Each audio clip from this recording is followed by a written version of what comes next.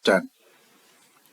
It is a matter of deep satisfaction to me, and I am grateful that I have been given the opportunity of inaugurating the Conference of Vice Chancellors and other representatives of universities, not only of India but also of two neighboring countries, Ceylon and Burma.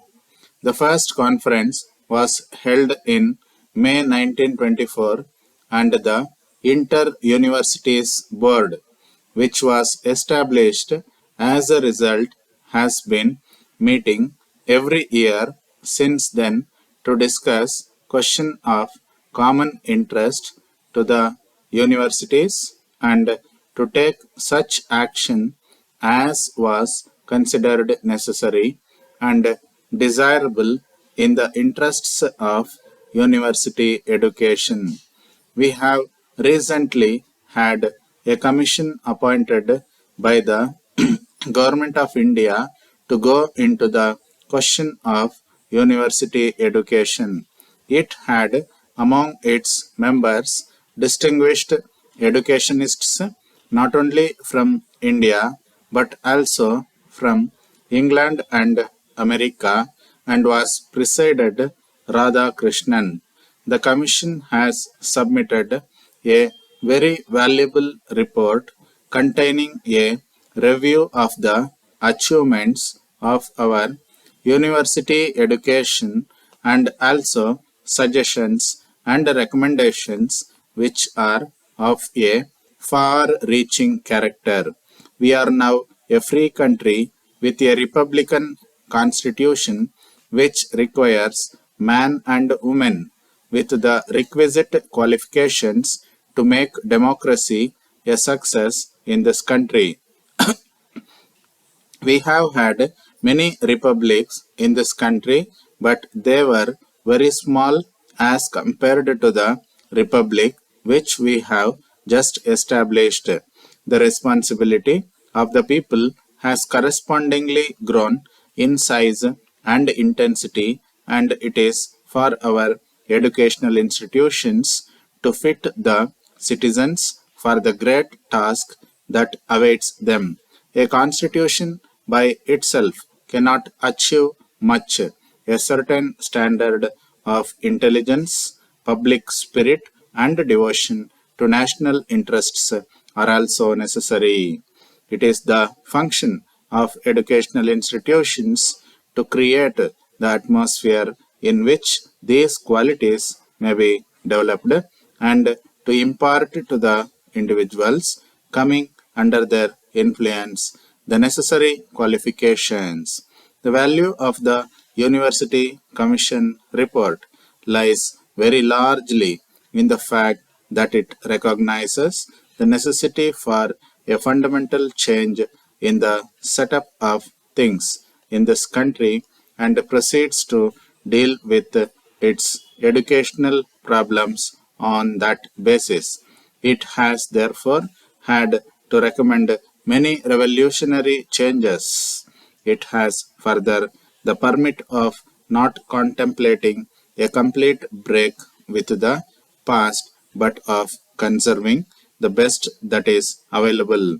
I have no doubt that you, as representatives of our universities and custodians of our modern educational traditions and aspirations, will give your thought to its recommendations and suggestions.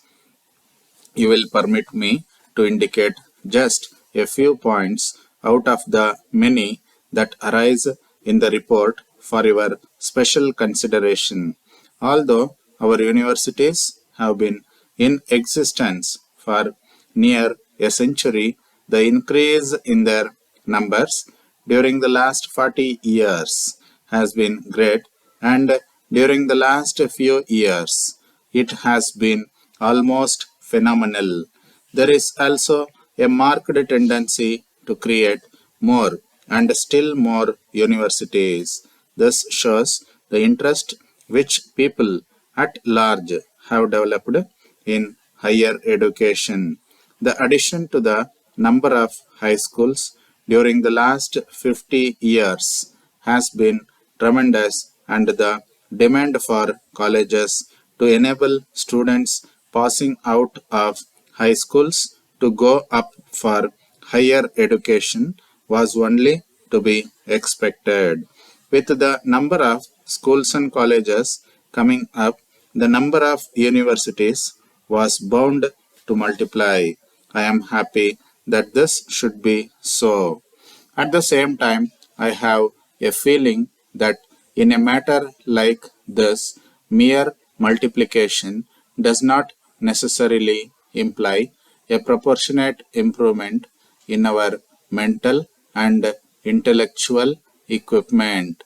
I should not be misunderstood if I confess to a sense of disappointment at what my limited experience tells me a certain deterioration in the standard of intellectual equipment of these institutions. But apart from this feeling, which may or may not be shared by those more intimately connected with our institutions, I feel that the time has come when a certain reorientation of our whole scheme of education has to be considered and attempted.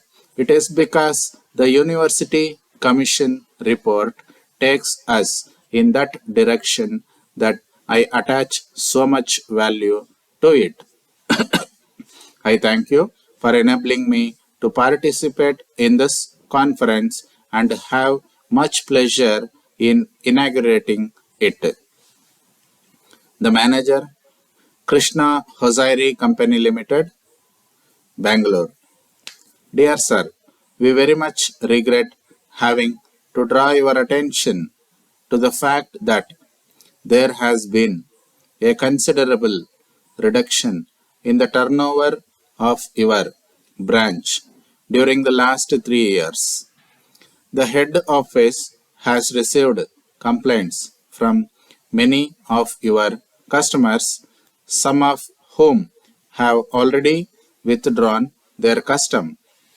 This cannot, in any circumstances, be attributed to adverse trade conditions, for we all know that they are better than they have been for a long time, nor can it be explained by local difficulties, for we understand that our competitors in this particular district are making record profits. We are therefore forced to come to the conclusion that there must be a real foundation for the complaints we have recently received, and that the service given to customers is very much below the standard which they have every right to expect. We ask you to do your utmost to eradicate these faults, and we are particularly anxious that all deliveries should be made promptly and certainly on the day promised. Great care should be taken to avoid any damage in packing or transport. All delivery men must recognize that this company insists on courtesy to all customers, and we wish you to forward immediately to the head office any complaints that you may have in this connection. Similarly, the office staff must show great care in receiving telephone messages, and they see that all orders are handed immediately and promptly. All correspondence must be dealt with on the day of its arrival, and any undue delay must be reported to us immediately. Every effort must be made by all concerned to make all our customers feel that they are being treated fairly and promptly. Yours faithfully,